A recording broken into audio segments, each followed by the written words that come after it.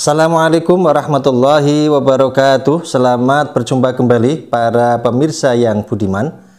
Semoga kita semua dalam keadaan sehat walafiat. Baru-baru ini viral di media sosial tentang kisah seorang wanita yang baru sehari menikah kemudian berpisah dari suaminya karena ternyata suaminya adalah seorang homoseksual yang tidak mau menyentuhnya. Banyak warganet yang memberikan dukungan dan menyarankan agar wanita tersebut mengajukan pembatalan nikah. Pada kesempatan ini, saya akan menyampaikan tentang pembatalan nikah menurut peraturan perundang-undangan yang ada di Indonesia. Oleh karena itu, silakan disimak video berikut ini. Jangan lupa klik like, subscribe, dan tekan tombol loncengnya. Hari Senin tanggal 21 Februari tahun 2022, pemilik akun TikTok @raisaku20 membagikan kisah pilunya yang berupa video foto yang kemudian menjadi viral. Wanita yang menikah baru 1 hari ini terpaksa berpisah dari suaminya yang tak pernah dibayangkan sebelumnya. Ia terpaksa harus berpisah dengan suaminya sehari setelah menikah ketika mengetahui fakta yang mengejutkan. Ia mengungkapkan bahwa sang suami tidak menyentuhnya dan menganggap dirinya hanya sebagai pajangan saja.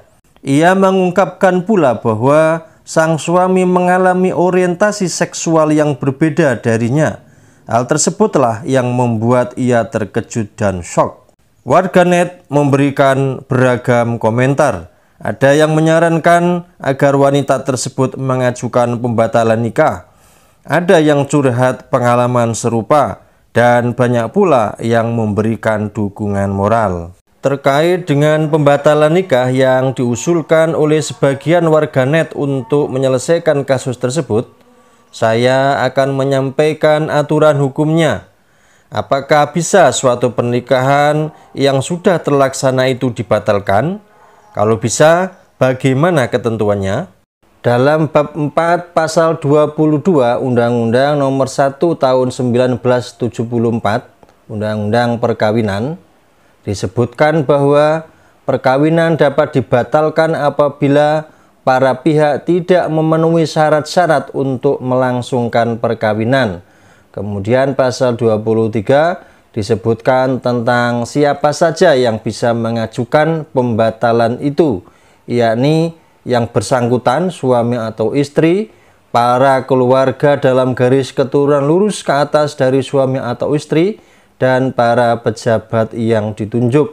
Dalam pasal 25 disebutkan, permohonan pembatalan perkawinan diajukan kepada pengadilan dalam daerah hukum di mana perkawinan dilangsungkan di tempat tinggal kedua suami istri, suami, atau istri.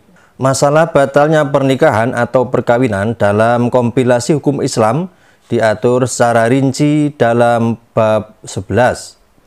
Dalam pasal 70 diatur tentang batalnya nikah. Artinya nikah itu otomatis batal ketika terjadi sebagaimana diatur dalam pasal 70. Kemudian dalam pasal 71 diatur bahwa pernikahan yang telah terjadi dapat dibatalkan ketika melanggar ketentuan sebagaimana diatur dalam pasal 71. Kemudian dalam pasal 72 ayat 1 disebutkan, seorang suami atau istri dapat mengajukan permohonan pembatalan perkawinan apabila perkawinan dilangsungkan di bawah ancaman yang melanggar hukum.